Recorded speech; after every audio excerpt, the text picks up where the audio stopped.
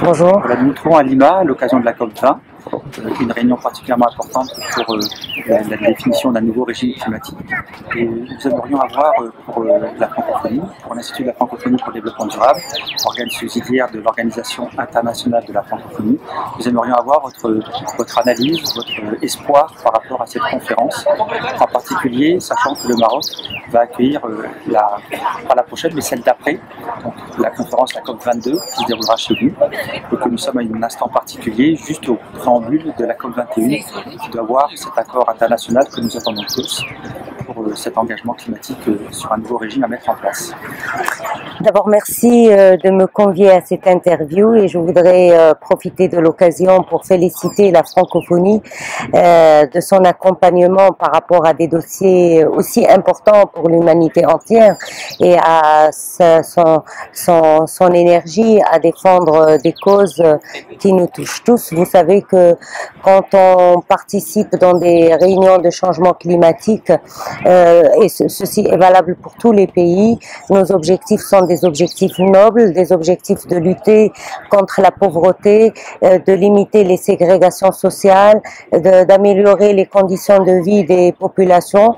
Et vous savez que les derniers rapports du GIEC ont montré que l'impact des changements climatiques est sans limite sur certains pays. Et moi je pense notamment à l'Afrique. Nous, le Maroc, comme vous le savez, s'inscrit dans le groupe G77 plus la Chine et dans le groupe africain. Et donc, c'est vrai que l'objectif mondial est un objectif noble, est un objectif unique qui est défendu par tous les pays, mais les problématiques, les enjeux ne sont pas les mêmes. Et donc, nous, Africains, nous avons des problématiques qui sont différentes, nous avons des enjeux qui sont différents et nos besoins sont différents. Et donc, automatiquement, les négociations peinent à sortir et à conforter l'ensemble des parties prenantes dans leur désirata. Et je pense qu'il est important en tant que pays africains que nous continuons à défendre les intérêts mondiaux, parce qu'il s'agit là de l'intérêt du monde entier, de se préserver contre les conséquences des changements climatiques. Je ne vais pas vous les répéter, nous les connaissons tous, des sécheresses récurrentes, des dégradations des sols, et il semblerait que 40% des sols à travers le monde sont dégradés et que l'essentiel de ce patrimoine dégradé, il se trouve en Afrique. Il semblerait également que l'Afrique subirait 150 fois plus d'effets et d'impact climatique que les autres pays, et donc les conséquences sur l'insécurité alimentaire sont évidentes, les conséquences sur la mortalité et la migration sont importantes. Et donc vous savez très bien comme moi que il y a eu une 50aine de millions de migrants qui ont quitté l'Afrique pour aller vers le nord, recherchant des terres plus fertiles et un environnement plus adéquat pour vivre, et donc recherchant de l'emploi. Donc on est en train de parler d'un phénomène qui touche aux droits humains les plus élémentaires. Il touche au droit à la santé, il touche au droit à l'école, il touche au droit au logement, au développement. C'est un droit. Et par conséquent, on est en train de parler d'un phénomène qui touche aussi la vie humaine. Donc, il est important qu'on fasse le lien, et ce lien existe, il est fort, et on ne peut pas fermer les yeux pour dire ça n'arrive qu'aux autres. C'est vrai que pays industrialisés connaissent moins les problèmes d'intempéries et les problèmes de sécheresse et de famine qui sont connus par certains de nos pays africains, mais ils connaissent également les problèmes d'impact des changements climatiques. Récemment, la France a connu des inondations qui ont coûté des vies à des personnes, qui ont rendu sans domicile fixe des milliers de personnes. Il y a une semaine, le Maroc a perdu une cinquantaine de personnes dans des inondations qui n'ont jamais été enregistrées depuis une centaine d'années au Maroc. Et on a perdu non seulement des vies humaines, on a perdu toute une infrastructure qui a coûté 20 ans de travail au Maroc.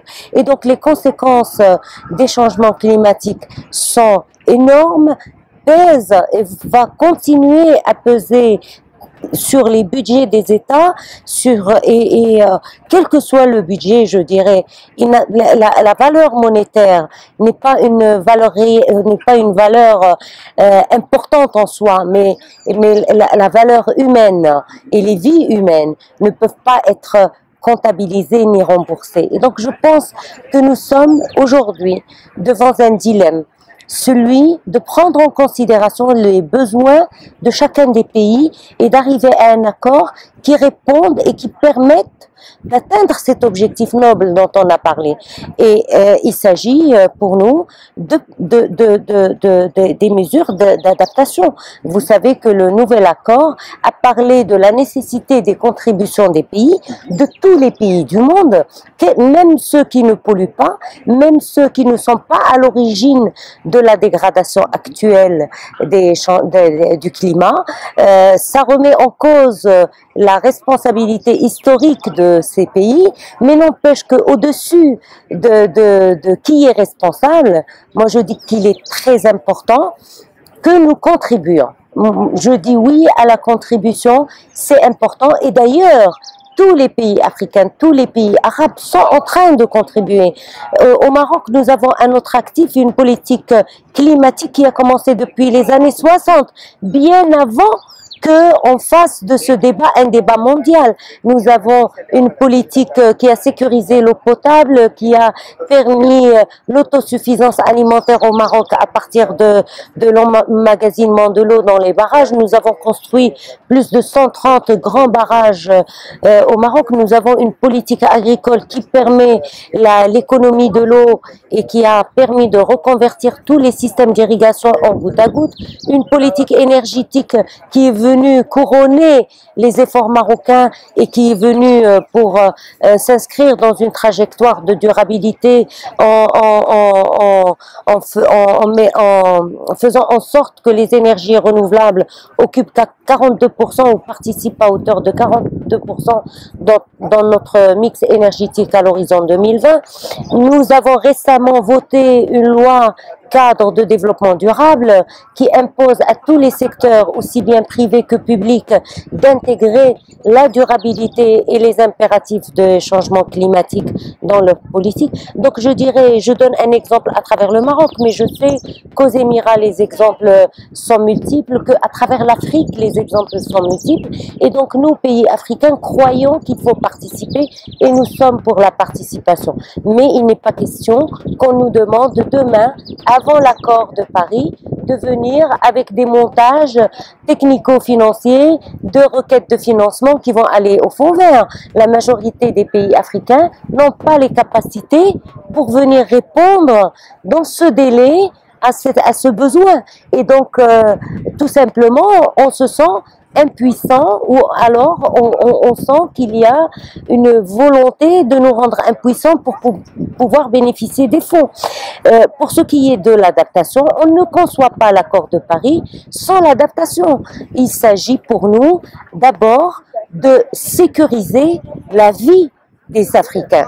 Il s'agit pour nous de sécuriser l'alimentation des Africains. Il s'agit pour nous de sédentariser les Africains chez eux pour qu'ils puissent développer leur pays. Et donc, on ne conçoit pas du tout l'accord de Paris sans une conciliation entre les mesures d'adaptation et les mesures d'atténuation. Merci pour ce panorama. Alors, justement, je pense que vous avez mis le doigt sur plein Deux questions qui finalement m'amènent à la deuxième question. Je peux en avoir deux.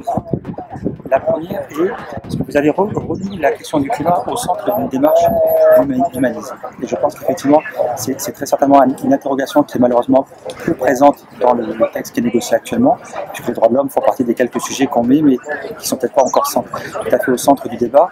Et justement, si on essaie de se remettre dans cette perspective, si vous aviez, j'ai envie de dire, un rêve, c'est cet espace justement qui est en train d'être négocié, ce futur collectif qu'on est en train d'écrire, essayons de se projeter, parlez-nous de l'accord de Paris, qui soit juste le début d'un après, et d'un après qui soit positif, pour qu'on puisse témoigner des possibles. Parce que je pense que cette contribution, justement, le Maroc va être juste le après Paris, et c'est vous qui allez être le premier finalement dans la mise en œuvre, si tout se passe bien. Comment vous verriez les choses? Est-ce que vous pensez que cet accord est atteignable, et est-ce qu'il peut être suffisamment élégant pour qu'à la fois les pays du Sud trouvent leur compte en termes de développement, c'est tout à fait légitime et naturel, comme vous l'avez justement dit, et aussi les pays du Nord, finalement, soient rappelés un peu à l'ordre, mais sur une base de bon sens, comme vous l'avez très justement dit, à savoir, c'est un intérêt partagé, tout en étant un intérêt humaniste. Un intérêt humaniste, je dirais oui, grandement, un grand oui, parce qu'on ne peut pas, à mon sens, séparer les conséquences des changements climatiques sur les droits humains les plus élémentaires. Quand vous remettez en cause les conditions sanitaires, regardez combien d'épidémies nous connaissons à travers le monde, et notamment en Afrique.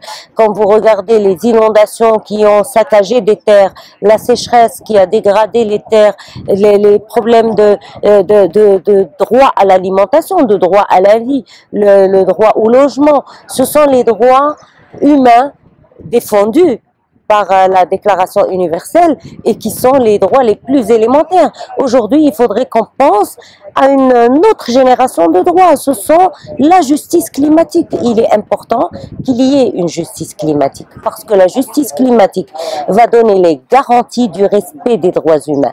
Je vous donne un exemple encore à partir du Maroc, celui que je connais le mieux. Le Maroc a connu pendant des décennies des migrations importante du sud vers l'Europe. Le Maroc a été pendant très longtemps un pays de transit. Aujourd'hui, avec la croissance qui est enclenchée dans notre pays, le Maroc est devenu un pays de stabilisation et de sédentarisation. Et donc nous sommes confrontés à des flux migratoires importants qui viennent chercher refuge au Maroc. Ces flux migratoires, quand le Maroc a voulu les intégrer et régulariser leur situation, il l'a fait dans une approche de droits humains. Mais la réalité, ces migrants se retrouvent au Maroc parce qu'on a bafoué leurs droits à cause des changements, des conséquences des changements climatiques.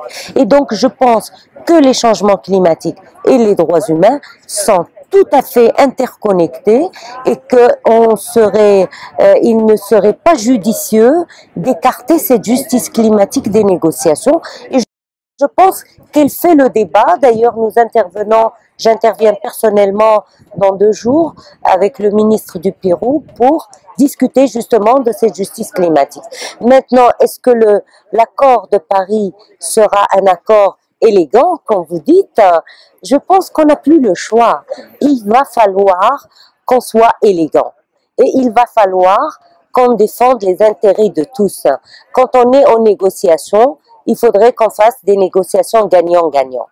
Et il est automatique et il est clair que, étant donné qu'on n'a pas les mêmes sous-objectifs, il y a un objectif ultime, certes, mais on n'a pas les mêmes objectifs en Afrique qu'en Europe. Si vous allez dans un pays africain pauvre, et sachez que 40 pays des plus pauvres au monde, parmi les 50 pays les plus pauvres au monde, 40 sont en Afrique.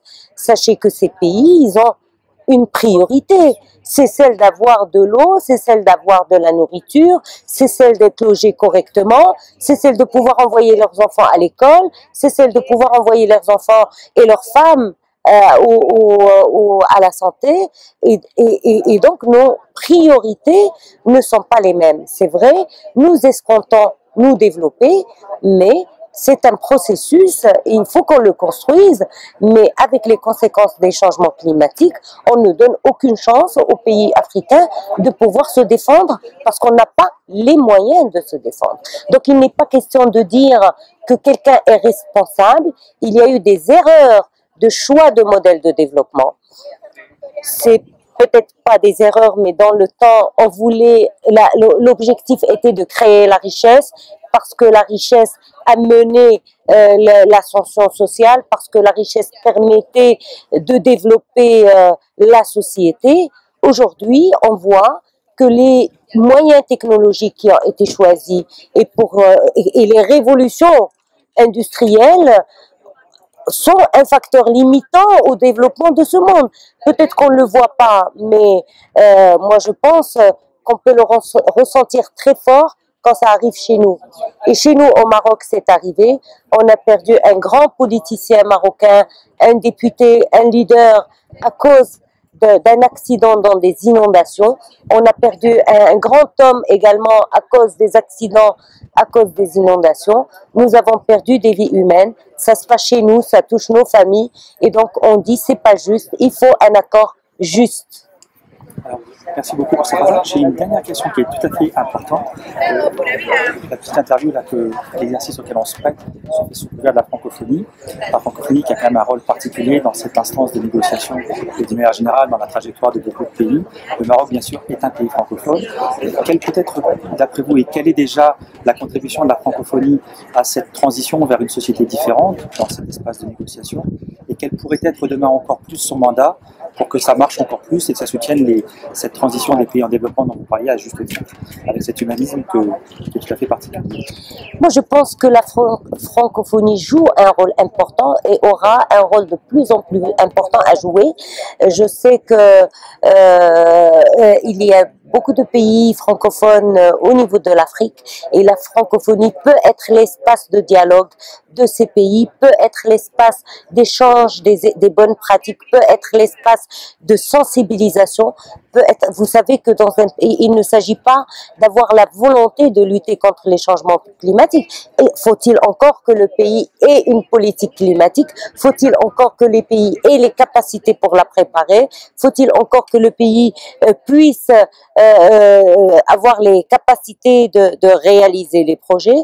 Et donc je pense que la francophonie a de plus en plus un rôle important à jouer dans cet espace et un rôle important à jouer auprès des pays francophones africains. Alors, une dernière question. Le sommet de Dakar qui vient de se terminer a mis entre autres des questions qui sont tout à fait d'actualité aujourd'hui, comme les questions urbaines, comme les questions de l'énergie, au cœur des débats. Donc le sommet des chefs d'État a validé en fait cette espèce d'agenda positif. Bien évidemment, j'imagine qu'il rentre dans l'agenda aussi du Maroc en termes de vision sur cette prospective 2030, 2040, 2050. Vous savez, le moins difficile au niveau de ces négociations, c'est l'énergie. Parce que c'est le sujet qui a à l'unanimité l'adhésion de toutes les parties. Donc, vous savez qu'à travers le monde, pour les pays non pétroliers, la facture énergétique est trop lourde et donc il va falloir repenser le développement ou le modèle de développement industriel pour aller vers les énergies renouvelables. C'est le cas du Maroc qui payait une facture énergétique, qui importait 97% de son énergie et dont la facture énergétique était lourde. Et donc on s'est orienté vers les énergies renouvelables comme une alternative, comme une opportunité pour alléger les caisses de l'État et l'impact sur la caisse de l'État.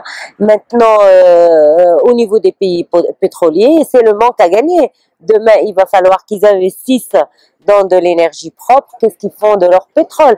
Et donc, l'énergie est au centre des discussions et des négociations et je dirais mène un peu oriente un peu les débats sur les mesures d'atténuation.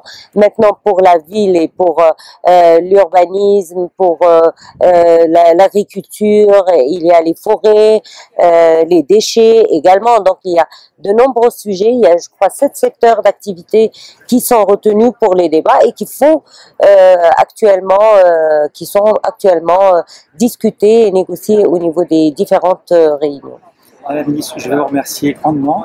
L'entretien a été un petit peu plus long que prévu, mais je pense que tous nos amis francophones qui vont écouter cette interview sur Médiateur et sur les différents sites de la francophonie, d'Énergie 2050 ou autre, je pense qu'ils écouteront avec beaucoup d'attention et de réel plaisir de vous avoir entendu parler de cette vision humaniste d'un développement qui soit à la fois durable et respectueux des ressources naturelles dans une logique de justice climatique. En tous les cas, à titre personnel, je vous remercie beaucoup pour cette Merci beaucoup.